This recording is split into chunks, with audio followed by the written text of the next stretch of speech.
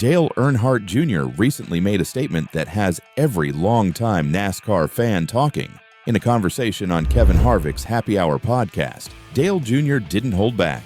He said, "The NASCAR I knew doesn't exist anymore." And coming from someone who has lived and breathed this sport his entire life, that statement hits hard.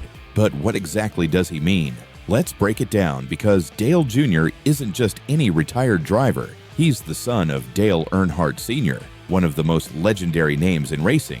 He's someone who's lived through the sport's highs and lows, seen it evolve, and played a role in that very transformation. So, when he says NASCAR has changed, he isn't talking about the typical complaints from older generations of fans. He's not just being nostalgic or stuck in the past. He's speaking from years of experience, and he's seeing a sport that has shifted in a way that might not be entirely for the better. Let's start with Dale Jr.'s NASCAR journey. Dale Jr. grew up in the sport. He was a kid who would wander around the garage with his father, soaking in every aspect of what makes NASCAR tick.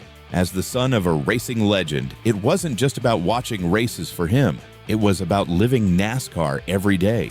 Dale Jr.'s career took off, and we saw him evolve from a promising rookie to one of NASCAR's most beloved drivers. But through it all, he saw the sport change, sometimes for the better, but other times, he says, not so much. Through his various roles in NASCAR, as a driver, team owner, and now a broadcaster, Dale Jr. has experienced the sport from every possible angle. His perspective isn't limited to just being a driver. He's seen how the sport has evolved on the inside. He's also seen how the business side of NASCAR has reshaped it, and not always in the way fans would want. Dale Jr. reflects on a time when NASCAR was far more accessible. He recalls the days when a group of guys with a little bit of money, a lot of passion, and a willingness to work hard could show up to a race, field a car, and just compete.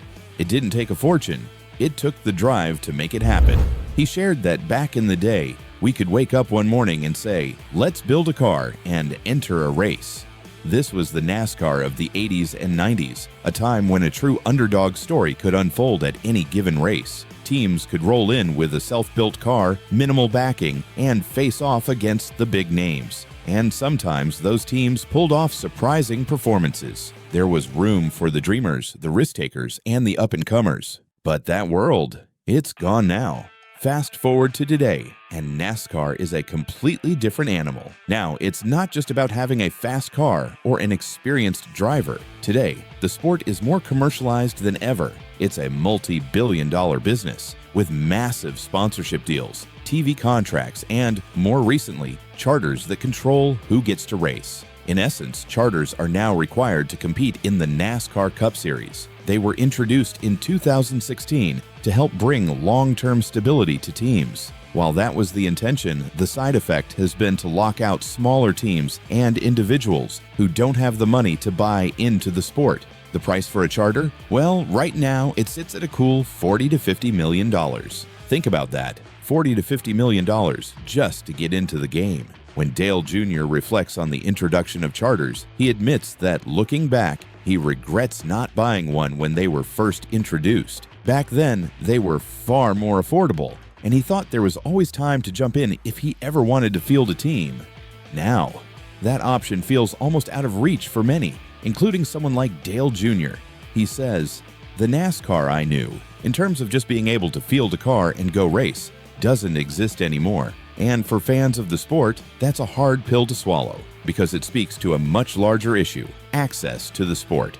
What was once a world where anyone could compete if they had the right tools, and Spirit has now turned into a world where only the rich and powerful can play." Dale Jr. isn't the only one who's concerned about the current state of NASCAR. The charter system has made NASCAR more of an exclusive club than ever before. You now need big money just to be considered for entry. Gone are the days of a small, independent team coming together and making an impact on the sport. Now, NASCAR feels more like an elite league where the wealthiest teams dominate. The underdogs who used to surprise fans with their gutsy performances, they're becoming increasingly rare. Dale Jr. points out that this has fundamentally changed NASCAR's culture. It used to be a sport where anyone with the right passion, talent, and work ethic could make it. But now it's a sport where access is limited by massive financial barriers. For a sport that once prided itself on being a blue-collar, working-class entertainment, this shift is significant. And that's where Dale Jr. sees a disconnect with the sport's roots. NASCAR wasn't built on billionaires. It was built on passion, hustle, and grit. For fans who've been around since the 90s or early 2000s, this shift is especially painful. Back then, the sport felt raw, unpolished, and full of surprises. There was a sense of unpredictability. The unexpected was always just around the corner. A new team could show up, take on the big names, and even win a race. Sometimes they didn't even have the best car. They had heart, but that's less and less common today. Now, everything feels more controlled, more corporate, more polished. While there are still incredible races and talented drivers, something about the sport feels different. That Wild West feeling, where anything could happen, is fading. Dale Jr. isn't attacking the current state of NASCAR. He's just being honest. He understands the need for business growth, for stability, and for professionalism in the sport. He's not asking for a return to the past, but he does believe that NASCAR needs to find a way to keep its spirit intact while moving forward, and a lot of fans agree with him.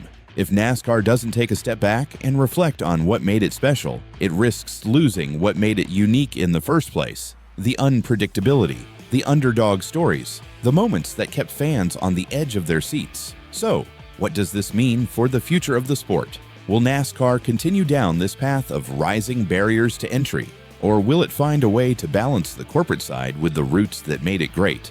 Because if the cost of entry keeps getting higher, we'll see fewer new teams, fewer surprise victories, and maybe even fewer fans.